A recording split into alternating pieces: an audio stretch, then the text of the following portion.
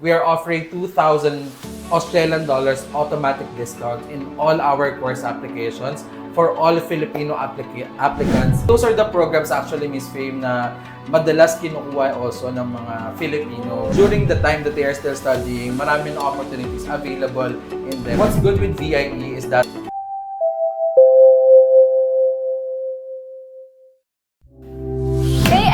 this is another episode of Face-to-Face Study Abroad podcast, where we invite school representatives to discuss their institution, programs, scholarships, and discounts exclusively for Filipinos.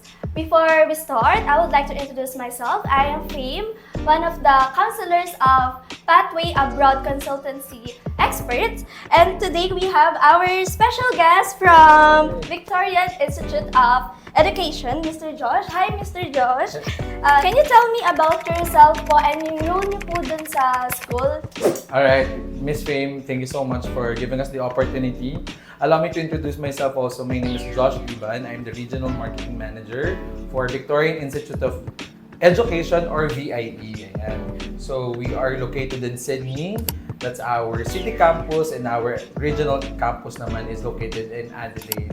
So we'd like to extend our deepest thanks to PACE for giving us the opportunity being here and part of your podcast. So maraming salamat that we can share more about the offerings and programs that we have for VIE. So I do basically with VIE is that I manage also monitor the market here in the Philippines. So we're very excited this 2026 because this is a new year, new opportunities for all our aspiring international students. So mostly our students are coming from different places, also in nearby Southeast Asia.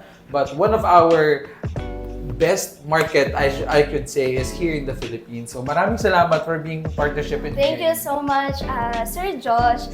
Ayan, guys, meron na tayong mga konting little information na binibigay ni Sir Josh. Siyempre, later, mas marami pa siyang bibigay ng mga information about sa VIE. Ayan, next, sir, na sabi nila po yung about sa VIE. Ano naman po yung mga programs na pwede nyo i-offer sa mga aspiring student natin sa mga nanonood sa atin? Yes, for VIE or Victorian Institute of Education, once again, our location is in Sydney and Adelaide.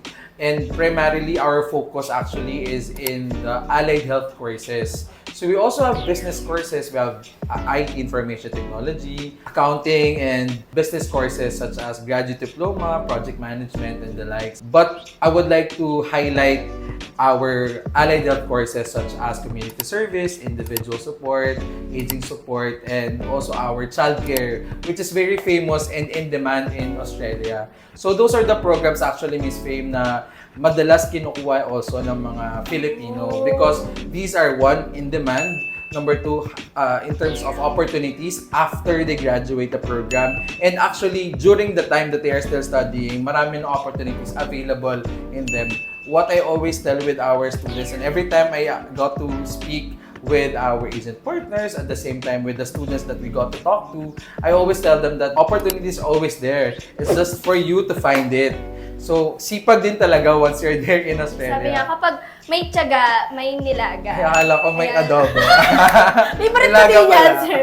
Ayan, napakadami din palang mga programs na ino-offer ng VIE. Kaya sabi nga, bigyan ng options yan. Yes. Bigyan ng options. Ayan, kaya kayo, sir, marami kayong mga programs na kukuha or ma-apply sa VIE. So, sa mga student natin na aspiring student, di ba kapag pumunta na sila or nakapag-school na sila doon, pwede po ba silang maging working student? Good thing that you mentioned that, Miss Fame, because one of the possibilities, and actually one of the benefits rather, not possibility, benefits of being a student visa holder in Australia is you are being given work rights. Yun yung tawag sa opportunity for you while you're studying, you're also working. Pero, part-time lang.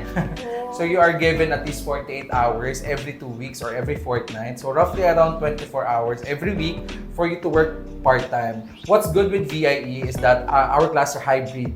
When I say hybrid, it's a combination of face-to-face and online classes. So 20 hours lang per week yung classes with VIE. It's divided into 13.5 hours face-to-face or 1.5 day yun na nasa campus ka, you're studying there. So you just dedicate 1.5 days para sa face-to-face, and then the remaining 6.5 hours, okay na yung online. So you can study anywhere. So the remaining hours that you have, 1, you can maximize that for your part-time work. 2, you can enjoy Australia. Or 3, magpahinga. Hindi naman yung isa sa mga pinakamahalaga doon. Ang laking advantage niyan, sir, lalo na sa mga aspiring student natin na dream destination is yung Australia. Tapos doon pa sila mag-i-study, di ba? Yes. So hindi na sila nag-i-study, pwede pa sila mag-travel, mag-shopping, ayan. So that's good that you mentioned, because once you're there, of course, there are also financial obligations pa din. So may adjustments in terms of the culture. As we know, Australia is still a melting pot of culture and diversity. At the same time, it's one of the top destinations for education ng mga Filipino and our nearby Asian countries. So we maximize that as our leverage. So we want our students to be given service in terms of assistance sa kanilang orientation para mas ma-enjoy nila ang kanilang pag-aaral in Australia. At the same time, main Filipino communities din doon. And ang maganda doon with VIE, they are supportive not only with Filipino community but also with other countries as well, or at least because they are international students. Yung mga kaklase nila, they are supporting them also. So they can work, they can also enjoy the holidays sa Bondi Beach or sa Sydney Opera House. You can maximize your time there.